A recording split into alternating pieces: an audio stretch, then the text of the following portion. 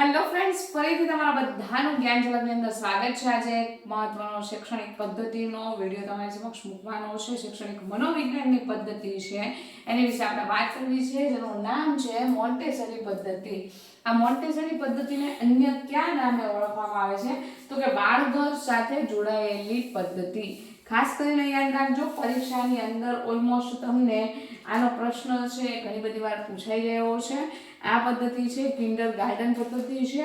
આ બે શૈક્ષણિક મનોવિજ્ઞાનની પદ્ધતિઓ છે, પરંતુ આ સિવાય મુખ્ય તમને શૈક્ષણિક મનોવિજ્ઞાનની પદ્ધતિઓ કેટલી ગણી શકાય? તો આપણે યાદ રાખશું કે વિવિધ પ્રકારની પદ્ધતિઓની અંદર નિરીક્ષણ પદ્ધતિ, પ્રોજેક્ટ પદ્ધતિ, પ્રશ્નાવલી, મુલાકાત, મનોવિજ્ઞાનિક કસોટી જેવી વિવિધ કસોટીઓ છે, એ બધી જ કસોટીઓ તરીકે મનોવિજ્ઞાનની જે મેથડ છે, પદ્ધતિ છે, મનોવિજ્ઞાનમાં શૈક્ષણિક સંશોધન પદ્ધતિઓ, ખાસ સ્પષ્ટીકરણ કરું છું એ બાબતની કે અહીંયા કંઈક રિસર્ચ કરવામાં આવે છે, રિસર્ચ માટે જે પદ્ધતિઓ પ્રયોજાય છે એના સંદર્ભમાં આજે આપણે વાત કરવાની છે।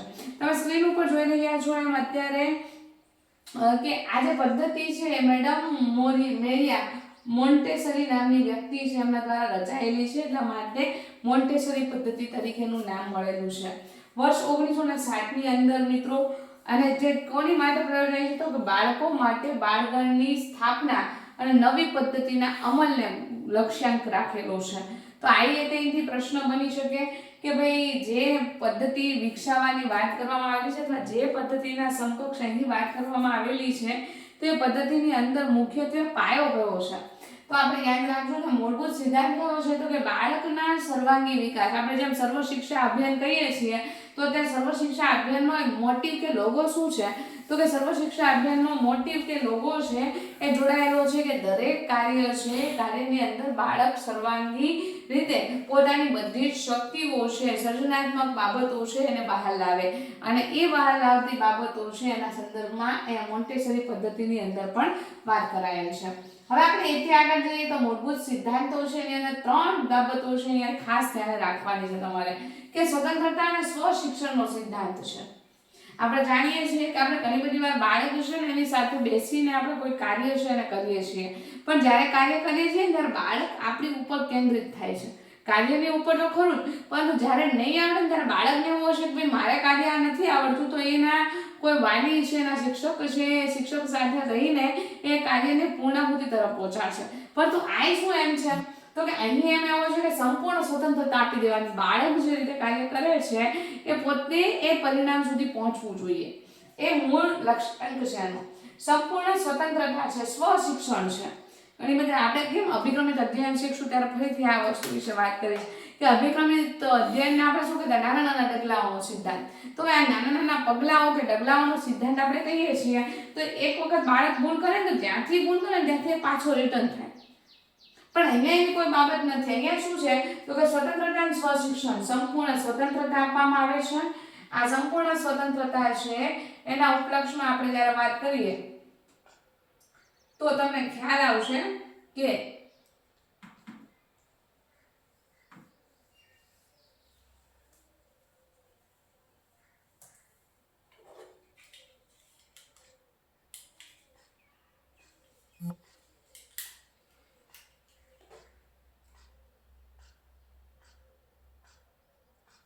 જે બાબત ઉપર આપણે ધ્યાન કેન્દ્રિત કરવાનું છે એ બાબતના સંદર્ભમાં જો આપણે વિચારીએ, તમને તરત જ અહીંયા એક બાબત છે નોંધનીય બની જાય। સોરી, માર્કર પેન છે યુઝ કરી શકાતી નથી, આપણે ઓરલી સમજશું એને।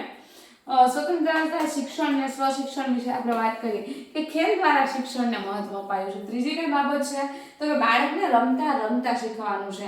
હવે અહીંયા એક બાબત ચોક્કસ આપણા ધ્યાને દોરીશ કે મોન્ટેસરી પદ્ધતિ છે ને એ અમુક જૂથના બાળકો માટે છે લાગુ પડે છે, એટલે ઘણી બધી વાર તમને પ્રશ્ન પૂછાય તો તમે એ બાબત માટે શ્યોર હોવા જોઈએ। આગળ કેટલા વર્ષથી લાગુ પડે છે એની પણ આપણે વિસ્તારથી ચર્ચા કરીએ, પણ અહીંયા કોન્સેપ્ટ મેન શું છે એનો? તો કે મેન કોન્સેપ્ટ છે એ જોડાયેલો છે તમારો સમગ્ર રીતે કે આ જે પદ્ધતિ છે એ પદ્ધતિ સંપૂર્ણ આધારિત છે સ્વતંત્રતા અને સ્વશિક્ષણના સિદ્ધાંત ઉપર। પછી આંતરિક અને સામાજિક વિકાસ, બાળકો છે એ પોતાની રીતે કરશે અને પોતાના જે અંગો છે ને એ એના ઉપયોગમાં આવશે। મન છે થોડુંક વિચાર છે, માનસિક વિકાસ હશે, એટલે શું થશે? તો કે બાળકની આંતરિક શક્તિઓનો વિકાસ થશે। અને વ્યક્તિત્વનો વિકાસ થશે, સાથોસાથ સામાજિક વિકાસ પણ એ બાબત સાથે જોડાયેલો બનશે. હવે આપણે જોઈએ 3 રીતે વિભાજિત છે તો ઇન્દ્રિય અને માળખાગત તાલીમ. આંગિક અવયવની ઘણી બધી વાર આપણે તાલીમ આપવાની છે બાળકને, કારણ કે વિકાસ બાળક છે એ અમુક વસ્તુ પકડ, તમને ખ્યાલ હોય તો નાના બાળક છે એ આપણે પેન પકડતા લગભગ એપ્રોક્સિમેટલી ઘણો ટાઈમ જતો રહેશે, અને જ્યારે હાથમાં પેન પકડે ત્યારે આપણે એવું નથી કહેતા પેન આ રીતે પકડાય તે રીતે પકડાય, પણ એ આપોઆપ પોતાની આંગિક ક્રિયાઓ કરતું હોય. તો એ દ્રષ્ટિએ અહીંયા શું કીધું છે તો કે ઇન્દ્રિય અને માળખાગત તાલીમ આપવાની છે. અહીંયા બાળક છે સમજણું છે, એટલા માટે એને જ્ઞાનેન્દ્રિયોથી વાકેફ કરવાના છે, અને એ માટે બાળ ઘરનું આયોજન કરવાનું છે. અહીંયા કોઈ એક પેરેન્ટ્સ તરીકે કોઈ એક મોટું વ્યક્તિ છે એની કરતા બાળક સાથે રહીને કામ કરશે તો એ શ્રેષ્ઠતાપૂર્વક એ કામ કરી શકશે. આની જે કાર્ય પદ્ધતિ છે એનું માળખું કયું છે તો કે ત્રિપરિમાણદર્શક માળખું છે આખું. કેન્દ્રીયનું શિક્ષણ, ભાષા અને ગણિતનું શિક્ષણ અને જ્ઞાનેન્દ્રિયનું શિક્ષણ, આ 3 માટે આપણે મોન્ટેસરી પદ્ધતિનો ઉપયોગ કરી શકીએ છીએ. ભાષાનું જ્યારે વાત કરવામાં આવે તો મોન્ટેસરીનો ઉપયોગ કઈ જગ્યાએ થશે તો કે લેખન, વાંચન અને ગણિત જેવા વિષયોને શીખવવા માટે આપણે મોન્ટેસરી પદ્ધતિનો ઉપયોગ કરી શકીએ છીએ. એ જ રીતે અહીંયા વાત કરું તો જ્ઞાનેન્દ્રિયનું શિક્ષણ, પ્રબોધક સાધનો, પ્રત્યેક ઇન્દ્રિયોની અલગ તાલીમ. આપણે જે પંચેન્દ્રિય કહીએ છીએ, ઘણા બધાને 6 ઇન્દ્રિય હોય, પણ અહીંયા બાળકો છે એ હજી સ્ટેજ ફ્લોમાં નથી આવ્યું એટલે અહીંયા બાળકો છે પોતાની વિવિધ જ્ઞાનેન્દ્રિયોને, જે 5 ઇન્દ્રિયો છે, ઇન્દ્રિયોને પણ પોતે માહિતીમાં લે અને એની સાથે રહીને કામગીરી કરે, એનું મુખ્ય લક્ષ્ય છે.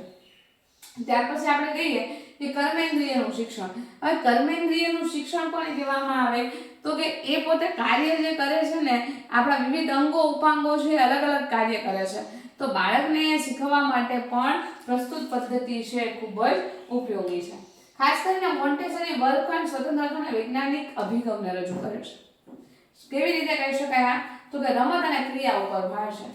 હવે રમત અને ક્રિયા ઉપર દેખીતો ભાર હોય એટલે સ્વાભાવિક રીતે તમને એક બીજી બાબતની પણ અહીંયા ચોક્કસથી રજૂઆત કરી શકાય એવું છે કે ક્રિયા અને રમત એટલે બાળક એક્ટિવ રહે. આપણે જાણીએ છીએ વર્ગખંડની અંદર આપણે જો કથન પદ્ધતિનો ઉપયોગ કરીને અભ્યાસ કરાવીએ છીએ તો તમને પણ અત્યારે કદાચ વિડીયો જોતા હશો તો લાંબુ કથન જ છે, બરોબર. તો તમે મોટા હોવા છતાં પણ કંટાળી જતા હોય તો બાળક છે એ તો એની જે વયમર્યાદા છે, વયમર્યાદાને અનુસંગિક છે એને કંટાળો આવવાનો છે. જ્યારે આપણે રમતની અંદર ક્રિયા અથવા રમતના ઉપલક્ષમાં વાત કરશું તો આ બંને પ્રક્રિયાઓ છે, પ્રક્રિયાના અભિગમ સાથે બાળક રહીને ખૂબ શ્રેષ્ઠતાપૂર્વક પોતાનું કાર્ય કરી શકશે. વ્યક્તિગત અભિગમની વાત કરીએ તો બાળકોનું વ્યક્તિગત શિક્ષણ અને જ્ઞાનેન્દ્રિયોની તાલીમ ઉપર વિશેષ ભાર આપે છે, બરોબર છે. વ્યક્તિગત અભિગમ છે એ બાળકનું વ્યક્તિગત શિક્ષણ અને જ્ઞાનેન્દ્રિય ઇન્દ્રિયોની તાલીમ ઉપર વિશિષ્ટ ભાર આપે છે, માટે આ પદ્ધતિ છે એ ખૂબ ઉપયોગી છે. અહીંયા બાળક છે કોઈ પનિશમેન્ટ નથી, બરોબર. આપણે મોટા ભાઈ કોઈ કાર્ય કરીએ એટલે કોઈ કાર્યની પૂર્ણાહુતિ ન થાય ને એટલે આકસ્મિક રીતે આપણે અમુક પ્રકારની જે એની ઉપર શિસ્ત છે એને ઢોળવાનો પ્રયત્ન કરતા હોય, પરિણામ ચોક્કસ ન આવે તો એને ખીજાવાનું અને ડરાવવાનું, એની સાથે અલગ અલગ વર્તન થતું હોય તો એવું કોઈ વર્તન નાસીપાસ થવાની વાત જ નથી. શા માટે તો કે અહીંયા મુક્ત વાતાવરણ છે, વ્યક્તિના વિકાસ માટે મુક્ત વાતાવરણ અને સ્વયં શિસ્ત છે. કોઈ એવું નહીં કે એનો ભાઈ કોઈ મોઢા આંગળી રાખીને બેસી જાવ, આવી કોઈ શિસ્ત છે અહીંયા ફોલો કરવાની જ નથી. અહીંયા માત્ર ને માત્ર કઈ વસ્તુ ઉપર ધ્યાન આપવાનું છે તો કે અહીંયા એક શિક્ષકની બદલાયેલી ભૂમિકા છે. શિક્ષક છે પરોક્ષ રીતે એની સાથે જોડાયેલો તો છે, પણ અહીંયા શિક્ષકની બદલાયેલી ભૂમિકા છે. કેવી તો કે માર્ગદર્શક રીતે એને ડાયરેક્ટ નથી કહેવાનું આને આમ જોડો. આપણે તમે ઘણી બધી વાર આપણે નાના ચોકઠાઓ છે ને એને ગોઠવવાની રમત કરતા હોય, તમે જોયેલું હશે. તો એ ગોઠવતી વખતે આપણે કોઈ બિલ્ડિંગ બનાવે છે તો આપણે એને ખાલી કયું ચોકઠું કઈ રીતે લાગે છે એનું એકવાર અભ્યાસ છે એને સૂચન કરીએ છીએ. શિક્ષકની ભૂમિકા કેવી થઈ જાય? માર્ગદર્શક તરીકેની ભૂમિકા થઈ જાય. પછી ઇનામ અને શિક્ષાનો નિષેધ થાય, બરોબર. અહીંયા ઇનામ કોઈ સારું કાર્ય કરે છે ને તો ઇનામ નથી આપવાનું, એટલે પ્રોત્સાહન પ્રવૃત્તિ નથી, અને એની સામે શિક્ષા છે તો કરવાની જ નથી. મેં જેમ તમને કીધું એમ કે બાળક છે કદાચ આ કાર્ય કરી શકતું નથી તેનું ફોલોઅપ લેવાનું છે, પણ એ ફોલોઅપને ધ્યાને રાખીને એની સાથે કોઈ ગેરવર્તણૂક આપણે કરવાની નથી. એટલે આ મહત્વનો મુદ્દો છે. અને એથી આગળ વાત કરીએ કે બાળકને નવું નવું જાણવાની શીખવાની પ્રેરણા છે પોતે કાર્ય કરશે એટલે મળશે. એટલે શું થશે? એની જે ગુપ્ત રહેલી શક્તિઓ છે, સુષુપ્ત રહેલી શક્તિઓ છે, એ શક્તિઓ ધીરે ધીરે કરતા છે બાળકની બહાર આવવા લાગશે.